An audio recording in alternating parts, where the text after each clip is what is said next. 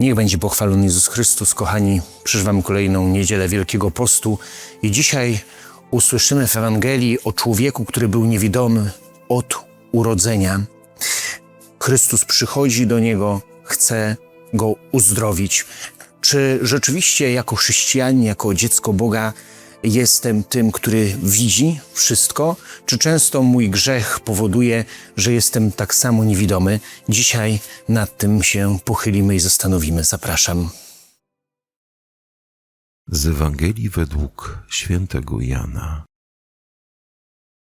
Jezus, przechodząc, ujrzał pewnego człowieka niewidomego od urodzenia. Uczniowie jego zadali mu pytanie: Rabbi, kto zgrzeszył, że się urodził niewidomy? On czy jego rodzice? Jezus odpowiedział: ani on nie zgrzeszył, ani rodzice jego. Ale stało się tak, aby się na nim objawiły sprawy Boże. Trzeba nam pełnić dzieła tego, który mnie posłał, dopóki jest dzień. Nadchodzi noc, kiedy nikt nie będzie mógł działać. Jak długo jestem na świecie, jestem światłością świata. To powiedziawszy, splunął na ziemię, uczynił błoto ze śliny i nałożył je na oczy niewidomego i rzekł do niego: idź, obmyj się w sadzawce Siloam, co się tłumaczy posłany. On więc odszedł, obmył się i wrócił, widząc. A sąsiedzi i ci, którzy przedtem widywali go jako żebraka, mówili: czyż to nie jest ten, który siedzi i żebrze? Jedni twierdzili: tak, to jest ten. A inni przeczyli: nie, jest tylko do tamtego podobny. On zaś mówił: to ja jestem. Mówili więc do niego: jakżeż oczy ci się otworzyły? On odpowiedział: człowiek zwany Jezusem uczynił błoto, pomazał moje oczy i rzekł do mnie: idź do sadzawki Siloam i obmyj się. Poszedłem więc, obmyłem się i przejrzałem. Rzekli do niego: gdzież on jest? Odrzekł: nie wiem. Zaprowadzili więc tego człowieka, niedawno jeszcze niewidomego, do faryzeuszów. A tego dnia, w którym Jezus uczynił błoto i otworzył mu oczy, był szabat. I znowu faryzeusze pytali go o to, w jaki sposób przejrzał. Powiedział do nich: położył mi błoto na oczy, obmyłem się i widzę. Niektórzy więc spośród faryzeuszów rzekli: człowiek ten nie jest od Boga, bo nie zachowuje szabatu. Inni powiedzieli: ale w jaki sposób człowiek grzeszny może czynić takie znaki? I powstał wśród nich rozłam. Ponownie więc zwrócili się do niewidomego: a ty, co o nim mówisz, jako że ci otworzył oczy? Odpowiedział: to prorok. Żydzi jednak nie uwierzyli, że był niewidomy i że przejrzał, aż przywołali rodziców tego, który przejrzał, i wypytywali ich, mówiąc: czy waszym synem jest ten, o którym twierdzicie, że się niewidomy urodził? W jaki to sposób teraz widzi? Rodzice zaś jego tak odpowiedzieli: wiemy, że to jest nasz syn i że się urodził niewidomy. Nie wiemy, jak się to stało, że teraz widzi. Nie wiemy także, kto mu otworzył oczy. Zapytajcie jego samego. Ma swoje lata, będzie mówił sam za siebie. Tak powiedzieli jego rodzice, gdyż bali się Żydów. Żydzi bowiem już postanowili, że gdy ktoś uzna Jezusa za Mesjasza, zostanie wyłączony z synagogi. Oto dlaczego powiedzieli jego rodzice: ma swoje lata, jego samego zapytajcie. Znowu więc przywołali tego człowieka, który był niewidomy, i rzekli do niego: oddaj chwałę Bogu. My wiemy, że człowiek ten jest grzesznikiem. Na to odpowiedział: czy on jest grzesznikiem, tego nie wiem. Jedno wiem: byłem niewidomy, a teraz widzę. Rzekli więc do niego: cóż ci uczynił? W jaki sposób otworzył ci oczy? Odpowiedział im: już wam powiedziałem, a wy nie słuchaliście. Po co znowu chcecie słuchać? Czy i wy chcecie zostać jego uczniami? Wówczas go obrzucili obelgami i rzekli: to ty jesteś jego uczniem, a my jesteśmy uczniami Mojżesza. My wiemy, że Bóg przemówił do Mojżesza. Co do niego zaś, to nie wiemy, skąd pochodzi. Na to odpowiedział im ów człowiek: w tym wszystkim dziwne jest to, że wy nie wiecie, skąd pochodzi, a mnie oczy otworzył. Wiemy, że Bóg nie wysłuchuje grzeszników, ale wysłuchuje każdego, kto jest czcicielem Boga i pełni Jego wolę. Od wieków nie słyszano, aby ktoś otworzył oczy niewidomemu od urodzenia. Gdyby ten człowiek nie był od Boga, nie mógłby nic uczynić. Rzekli mu w odpowiedzi: cały urodziłeś się w grzechach, a nas pouczasz? I wyrzucili go precz.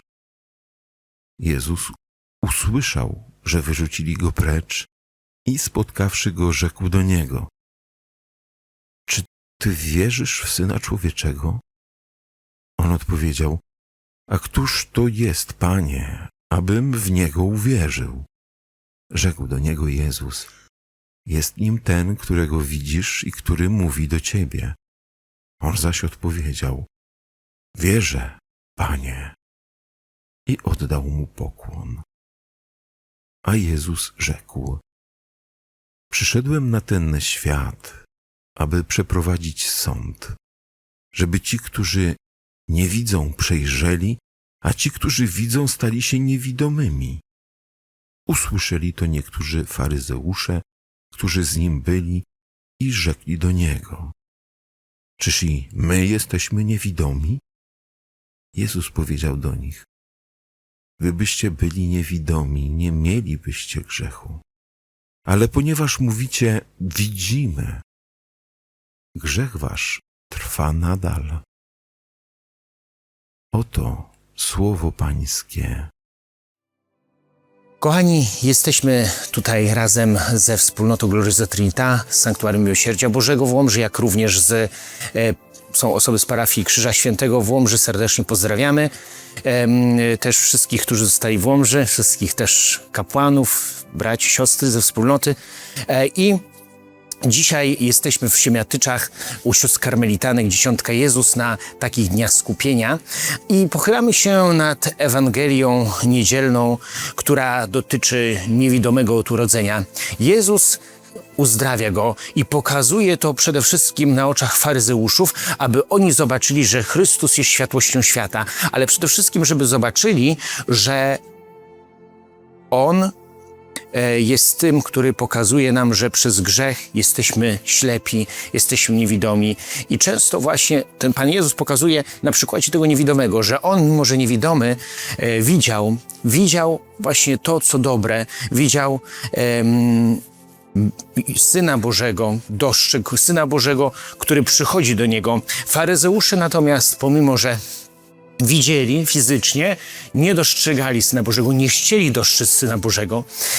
I nie wiem, czy zauważyliście kiedyś, kiedy byliście w jakimś wielkim mieście, metropolii, czy w Polsce, czy za granicą, to często jest tak, że ludzie zupełnie są tak zabiegani, że nie patrzą jedni na drugich. W ogóle, nawet kątem oka, tylko idą przed siebie, nie widzą innych.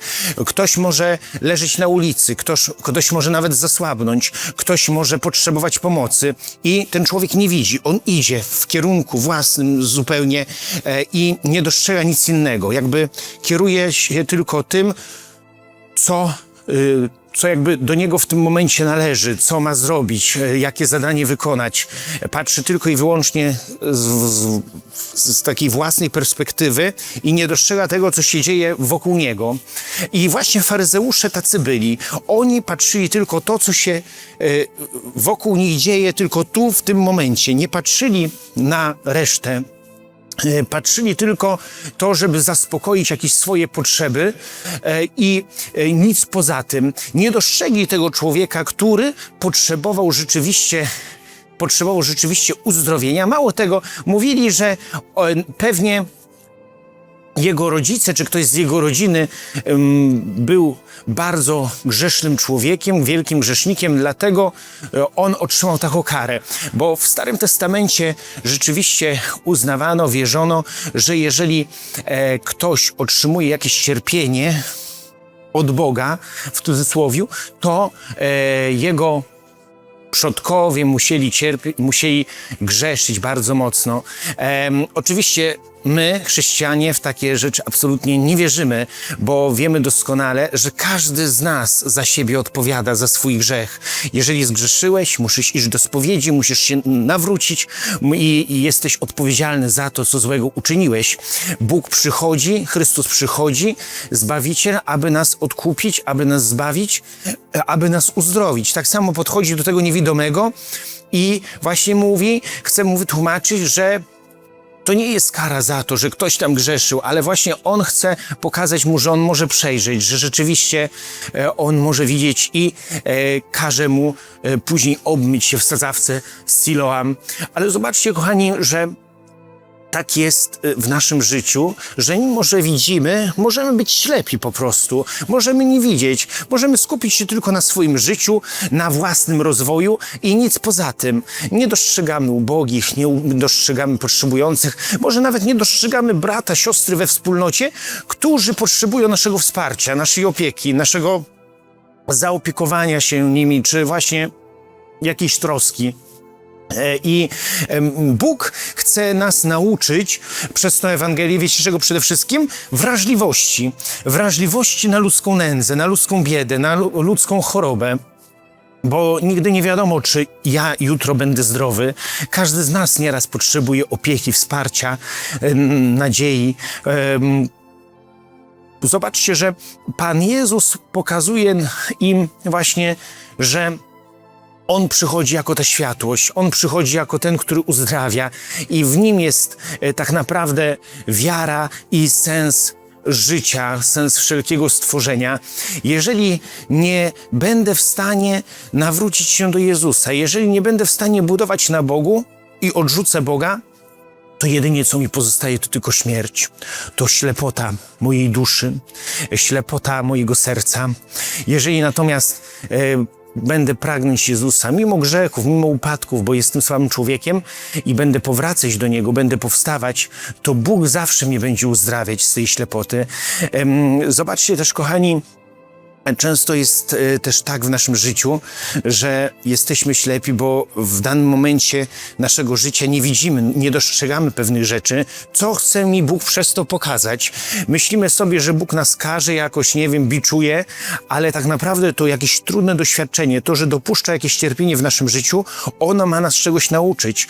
Ono ma sprawić, że ja mam dawać świadectwo dla innych. Ono ma pokazywać, że właśnie Bóg jest z nami. Mało tego, jeszcze przez to, że widzisz swojego brata cierpiącego, swoją siostrę, która choruje, który może znosi jakieś właśnie trudności, to ma też twoje serce nieustannie nastrajać i pociągać do tego, aby nieść pomoc innym, aby dawać współczucie, aby być ostoją dla innych, aby być bratem, siostrą dla innych. Zobaczcie, ile mamy pięknych przykładów świętych, ja się nie boję tego powiedzieć, świętych przykładów osób z naszej wspólnoty, którzy właśnie przeżywali jakieś cierpienia, chorobę, którzy doświadczali chociażby choroby, choroby nowotworowej, którzy już odeszli z tego świata, a dalej są w naszych sercach i w naszych umysłach i dają nam taką nadzieję też i jestem przekonany, modlą się za nas, abyśmy my również, kiedy przyjdzie jakieś cierpienie, kiedy przyjdzie krzyż, czy nawet kiedy zapomnę o Panu Bogu, przyjdzie taka ślepota mojego serca, mojej duszy, to żebym pamiętał, że On na mnie czeka, Chrystus na mnie czeka. Kochani, jesteśmy tutaj w Śmiatyczach w kaplicy świętego Józefa. On też przed uroczystością świętego Józefa. Zobaczcie, że właśnie święty Józef zawsze pokazywał, mimo że dużo nie mówi, nic nie mówi zupełnie, prawie że nic w Ewangelii nie wypowiada, to zobaczcie, że on pokazywał swoją postawą, swoją odwagą, swoim męstwem, że warto zaufać Bogu. Mimo że masz wątpliwości, zaufaj Bogu. On się wszystkim zajmie. I my was polecamy, całą wspólnotę, wszystkich kapłanów na czele z księdzem Andrzejem, którego serdecznie pozdrawiamy. Właśnie polecamy przez przeczyste serce świętego Józefa, polecamy was wszystkich w czasie tych dni skupienia, abyście mimo różnych trudności, mimo może nawet cierpienia, choroby, zawsze ufali Jezusowi, zawsze pamiętali, że macie nas, że jesteście we wspólnocie, w rodzinie Trójcy Przenajświętszej i że Bóg nieustannie nad nami, nad wami, nad nami czuwa i jest przy nas. Dlatego nie poddawajmy się. Spróbujmy podejść do Jezusa i spróbujmy odszukać tą naszą sadzawkę Siloam, czyli takie miejsce, gdzie właśnie Bóg daje nam nadzieję. Takim miejscem może być właśnie kaplica, adoracja, kiedy przychodzisz do Jezusa i On na nowo po zmęczonym dniu, po jakimś trudnej sytuacji mówi do ciebie: przyjdź do mnie, ja ci dam wody żywej, przyjdź do mnie i obmyj swoją twarz w tej sadzawce, w czasie tej adoracji, abyś mógł na nowo zobaczyć inną perspektywę, zobaczyć inną rzeczywistość, Bożą rzeczywistość, gdzie będzie miłość, gdzie będzie zgoda, gdzie będzie przebaczenie. Czasem to nasze serce, zobaczcie kochani, czasem to nasze serce jest przepełnione taką agresją, jakąś frustracją, jakąś może nawet wręcz pogardą do drugiego człowieka, bo z kimś się pokłóciliśmy, a Bóg mówi: zobacz, przyjdź do tej sadzawki, przyjdź na adorację, obmyj swoją twarz, spójrz z perspektywy Boga, jak bardzo trzeba kochać drugiego człowieka. Trzeba zaczynać zawsze od miłowania drugiego człowieka. Właśnie ksiądz Andrzej często powtarza na rekolekcjach Gloriozy, że zawsze w pierwszej kolejności, kiedy zaczynasz jakąkolwiek relację, rozmowę z drugim człowiekiem, którego nie znasz nawet, to zawsze zaczynaj od miłowania, czyli od dobrego słowa, od tego, żeby ten drugi człowiek, ta druga osoba zobaczyła przez Twoje słowa, przez Twoją postawę, przez Twoje świadectwo, że Bóg ją kocha. A ostatnie zdanie, jakie chcę powiedzieć, to ostatnio oglądałem konferencję ojca Adama Szostaka, dominikanina, i on powiedział coś takiego, co mi bardzo mocno zapadło w pamięć, bo powiedział, że jeżeli chcesz pokochać drugiego człowieka, to musisz zacząć kochać go rzeczywiście od tego, co w nim jest słabe, połamane, od tego, co wymaga często też od nas przebaczenia, od tego, co może nawet w naszym odczuciu tego nie lubimy, czyli od jego wad, od tego, co jest w nim niedoskonałe. Wtedy to jest prawdziwa miłość. I Bóg uczy nas tego, abyśmy pokochali drugiego człowieka, pokochali właśnie go w tym, co jest w nim niedoskonałe przede wszystkim, chociaż ten świat mówi zupełnie co innego. Zobaczcie, dlatego też, kochani, starajmy się kochać drugich, starajmy się kochać Boga i starajmy się jak najczęściej przychodzić do tej sadzawki, aby zaczerpnąć tej wody, aby obmyć swoją twarz, swoje oczy, by móc zawsze przejrzeć, by móc zawsze mieć tą świadomość, że Chrystus jest obok nas, że Chrystus kocha nas, przebacza nam i zawsze nas wspiera i uzdrawia. Szczęść Boże, błogosławionej niedzieli.